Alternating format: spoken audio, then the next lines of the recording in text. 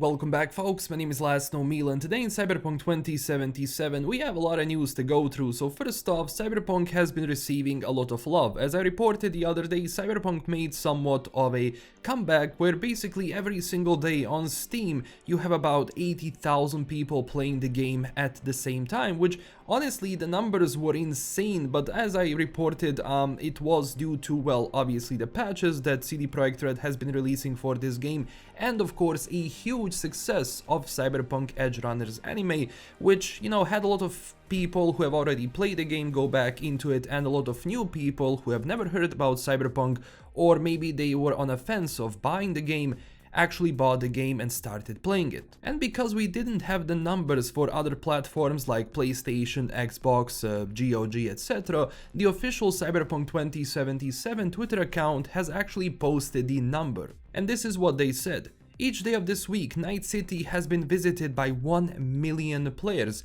both new and returning. We wanted to use this opportunity to thank you for being with us and playing the game. Thanks, Chooms. So on a daily basis, Cyberpunk has been played by 1 million people of this past week, which was actually insane by itself because honestly, I never expected, as I said, that Cyberpunk is going to make a return this big, but obviously with the success of Edgerunners and the cross-promotion, which was actually the case with The Witcher 3 when the first season of Netflix The Witcher came out, came into reality again.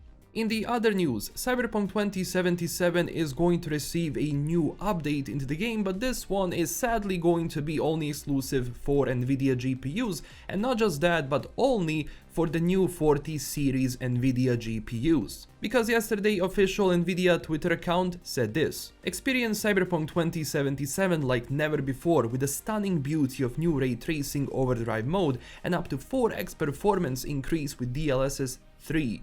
And they also have this Beyond Fast tag, which is kind of funny, but at the same time we have seen some gameplay where it goes basically from 20 frames up to 90 frames itself.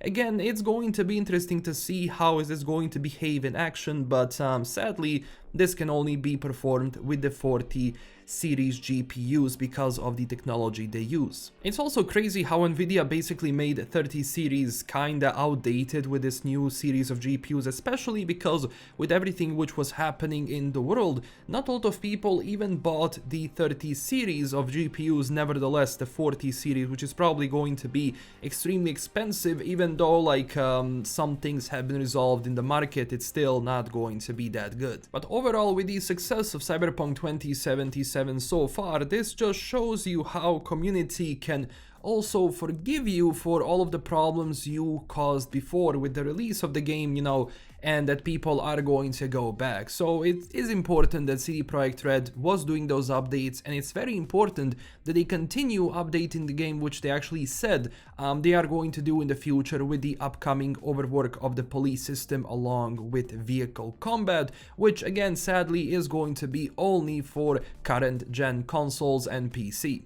And of course, with the expansion coming out next year, I hope that it's all going to be substantial to round up the overall experience of Cyberpunk, because obviously after that, as we do know, they are going to stop supporting the game because they will be moving to Unreal Engine 5. But again, with the success, as I said, of Edgerunners and now the recent success of Cyberpunk, it is no surprise that they will absolutely invest more into the franchise in the future to get more games.